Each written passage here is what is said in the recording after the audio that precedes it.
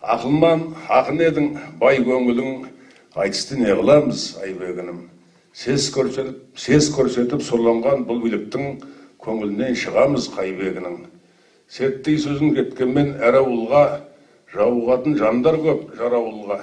Бәйтеректің басында мерген отыр, әр сөзін білдіріп қарауылға. Заман ақыр етпеді мұңды күмді, көріп жүрміз қулықпен сұмдығыңды.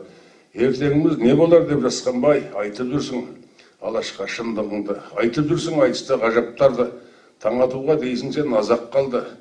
Құлағының түбіне мылтық атып, оятумен келесің қазақтарды. Оянбайды ұйқыдан мешел қоғам, дарытыпты жазылмас кеселді оған.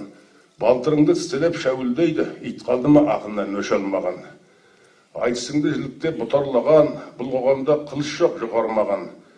Абылай хан сөзіне қонақ берген, сенен гөр бақытты бұқар бабаң. Аяр заман бітіріп ақшаға бақ, жүректерге қанжарын жатса қадап.